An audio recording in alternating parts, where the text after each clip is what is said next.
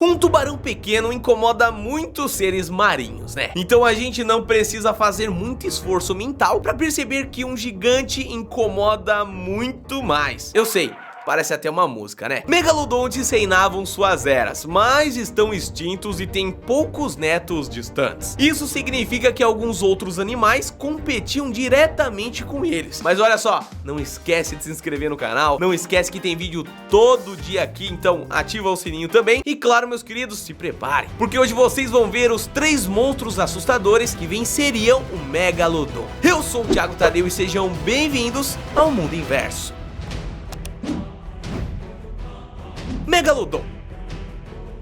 Os tubarões modernos são conhecidos por devorarem e caçarem tudo que existe em sua frente. E isso envolve eles mesmos, né? Já que são canibais, família. Esse comportamento vem dos seus antecessores de muito tempo mesmo. Inclusive, claro, o próprio Megalodon. Na época em que esse tubarão dinossauro viveu, as eras Miocena e Pliocena, a competição pela pirâmide alimentar do oceano era acirradíssima, se é que podemos dizer assim. E o Megalodon, mesmo com o seu tamanho, não estava isento dela, né? Existia uma dança natural para decidir quem seria o principal predador de cada área. E quando os Megalodons não estavam disputando essa dança com outros animais, ele estava disputando consigo mesmo. Olha que complicado. O Megalodon se canibalizava e era talvez um dos seus principais predadores, em uma competição entre a própria espécie que acabou levando, claro, a sua própria extinção. Isso porque não somente ele tinha que competir entre si, mas também lutar por território. E nem os tubarões menores que ele, nem as baleias, que a gente vai falar aqui nesse vídeo, estavam muito felizes em disputar essa parada, viu? Por ser um animal gigantesco, o Megalodon precisava comer constantemente. E quando a comida eventualmente acabou, ele reverteu para comer os seus próprios. Sua espécie era um belo de um banquete, porque era grande pra caramba, né? E era meio que o que ele precisava. E bom, em falar em tamanho, estima-se que o seu tamanho máximo era de 18 metros e que os seus dentes, que têm modelos perfeitos em museus, eram capazes de exercer uma força absurda de até 110 mil newtons. Isso é muita coisa, família. E significa que não somente as lutas entre os próprios Megalodons deviam ser assustadoras e brutais, né? Como as lutas entre os Megalodons e outros animais deviam ser mais assustadoras ainda. Então, ok. Como seria um combate entre 2 Megalodons? Seria muito parecido com os combates bizarros que nós temos entre os 2 animais da mesma espécie nos tempos modernos, né? Eles avançam uns contra os outros e ganha quem é mais rápido, não somente quem tem a mordida mais forte, tá? Claro que tamanho nessa questão ali é muito documento, né? Mas tem uma série de outros detalhes que também devem ser considerados. Claro que o Megalodon, por sua mordida, né, vai focar em que? Arrancar pedaços. Agora, claro, se fossem 2 com as mesmas dimensões em relação a peso e mesmas esquivas, isso resultaria em um empate, né? A não ser, é claro, que um deles conseguisse morder de forma certeira. Aí, claro, acabou pro outro. Até nos tempos modernos, uma mordida de tubarão é o bastante para arrancar um pedaço imenso que contém boa parte dos órgãos do animal. Então é o maior predador do Megalodon, com certeza é ele mesmo. Titanoboa. Falando agora sobre criaturas um pouco menos canibais, a Titanoboa é para as cobras o que o Megalodon é para os tubarões. Uma versão gigantesca e pra lá de poderosa. Esse gênero de jiboia envolvia um monte de outras cobras que a gente ainda não descobriu. E é a classificação de um animal que daria nervoso até no Megalodon, viu? Entre as cobras gigantes e comparando com sua prima gigante, a Gigantophis, a Titanoboa é ainda maior, sendo responsável por roubar o posto de maior serpente que já existiu nesse mundão. Em uma situação que se parece um pouco com a do Megalodon, nós só temos alguns poucos registros fósseis desses animais aí. Apesar deles serem gigantes, então adivinhar o seu tamanho é também um trabalho especulativo, tá? Acredita-se que Titanoboas passavam dos seus 13 metros de comprimento, pesavam 1 tonelada e mais um pouco, o que obviamente as transforma sem muita dificuldade nas piores e maiores cobras que já existiram no nosso planeta. Como as jiboias, as suas netas distantes, as Titanoboas eram também cobras de água doce, o que tornaria o encontro entre o Megalodon, algo improvável, né? Mas em um combate hipotético aqui, a única forma de um tubarão vencer uma cobra marinha gigante é se ela tivesse o primeiro